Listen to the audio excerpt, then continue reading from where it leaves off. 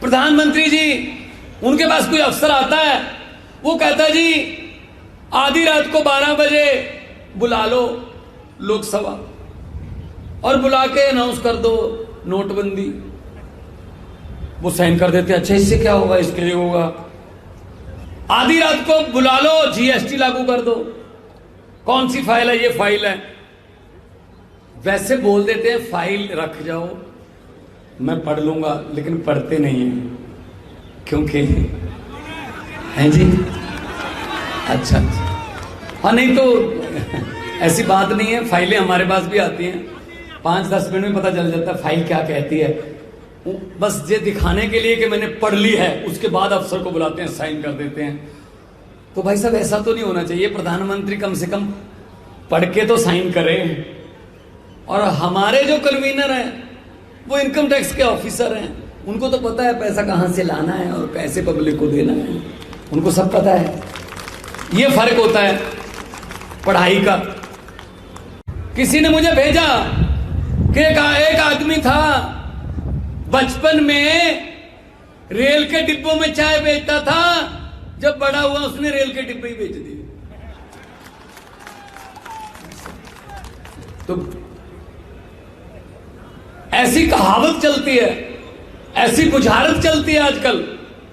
सब कुछ बेच दिया, सब कुछ बेच दिया भाई साहब।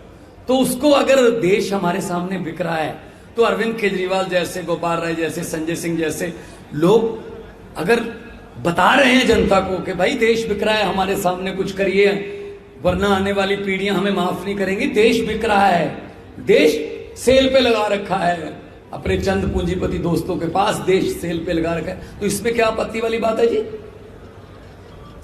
तो रोकना हमारा काम है।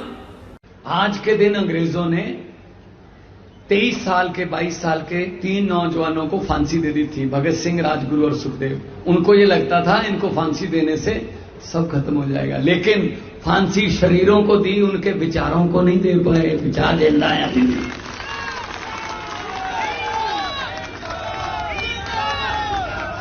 देखिए भाई साहब, विचार किसी भी उम्र में आ सकते हैं। भगत सिंह 17 साल की उम्र में घर से निकले थे और 23 साल की उम्र में फांसी हो गई, लेकिन 6 साल में उनकी बौद्धिकता अगर देखोगे, पढ़ोगे तो पता चलेगा क्या आदमी थे वो, क्या लोग थे वो। राजगुरु, सुखदेव, भगत सिंह, लाला लाजपत राय, बुकटेश्वर दत्त, राम प्रसाद बिस्मिल, चंद्रशेखर आजाद, क्या लोग थे वो। उन्होंने अपने सपनों की आजादी ये तो नहीं सोची थी जो आजकल है, ये तो उनके सपनों की आजादी नहीं है। शहीद आजम भगत सिंह जी को कभी भी ये चिंता नहीं थी कि आजादी आएगी या नहीं। वो कहते थे आजादी तो आके रहेगी, आजादी तो मिलेगी। चिंता सिर्फ एक बात की थी, जो चिंता बिल्कुल सही निकली। चिंता उनको ये थी कि आजादी के बाद ये देश कौन से हाथों में जाएगा, और वो चिंता उनकी सही निकली। 75 साल हो गए भाई साहब, अभी सीवरेज, गलियां, नालियां, छप्पड़, टोबे अभी वहीं रुके हुए हैं। 75 साल हो गए। और बड़े साहब हैं वो, उनको ये लगता है जब से मैंने ओथ लिया देश तब से याद हुआ है। वो 6 साल वाजपेयी वाले भी खा जाते हैं बीच में ही, उनमें भी कह देते हैं 70 साल से कुछ नहीं किया। ऐसा नहीं होता। अभी हम क्यों कह रहे हैं, हमारा क्या लेना देना, मोदी जी हटाओ या किसी और को हटाओ, हम क्यों कह रहे हैं? हमारी कोई उनसे कोई दुश्मनी थोड़ी है, पर्सनली कोई दुश्मनी थोड़ी है कि मोदी हटाओ देश बचाओ। हमें तो दिक्कत यह है कि हमारे सामने हमारा देश बिक रहा है। तो आने वाली पीढ़ी हमसे पूछेंगी भाई जब देश बिक रहा था तुम क्या कर रहे थे?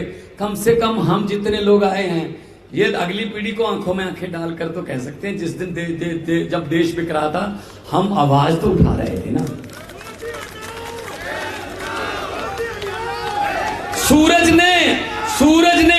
सूरज ने डूबने से पहले पूछा कोई है जो मेरी जगह लेगा, तो एक छोटे से दिए ने कहा मैं कोशिश करके देखूंगा। कोशिश तो करिए ना,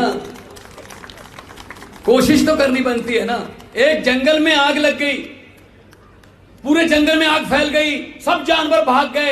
एक छोटी चिड़िया थी, चोंच में थोड़ा पानी भर के आग पर फेंक दी। फिर जाती, फिर चोंच भर के लाती पानी की, फिर आग पर फेंकती। फिर जब 10-15 बार ऐसा किया, दूसरे जानवर हंसने लगे। अरे भोली चिड़िया, ये तेरी गलतफहमी है, तेरी चोंच के पानी से जंगल की आग नहीं बुझेगी, भाग जा। चिड़िया ने कहा, ये मुझे पता है, मेरी चोंच के पानी से जंगल की आग बुझने वाली नहीं है, लेकिन जब जंगल की हिस्ट्री लिखी जाएगी, आप सबका नाम दुम दबाकर भागने वालों में होगा और मेरा अकेली का नाम आग बुझाने की कोशिश करने वालों में होगा। यही फर्क है। मैं आपको उदाहरण देता हूं एक।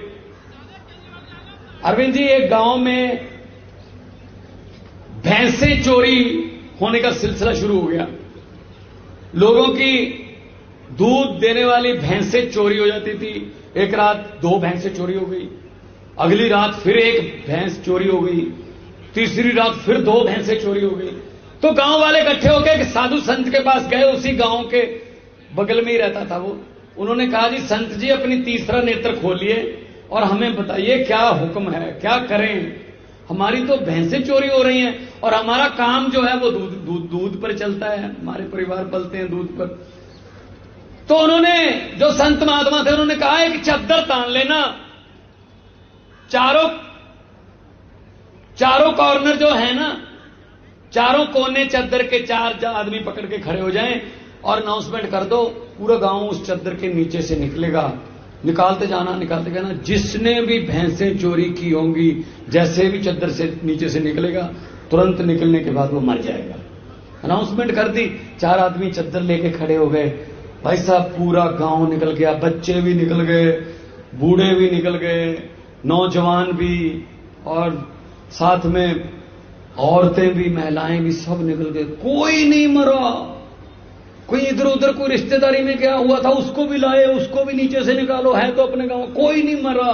फिर दोबारा गए, संत जी कोई नहीं मरा। तो संत जी ने कहा कि चद्दर किसको पकड़ाई थी? कहते ये और ये और ये। तो संत ने कहा, जो भैंसों के चोर थे वो तो चद्दर तान के खड़े थे और चोर अपने आप में से ढूंढ रहे हो।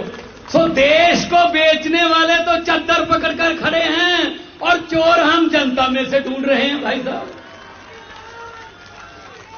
इनसे चद्दर, देश की चद्दर इनसे छीन कर इनको चद्दर से नीचे से निकालो, देखना इंसाफ कैसे होता है। 1-1 रुपए का हिसाब लेंगे, 130 करोड़ जनता का हिसाब करना है।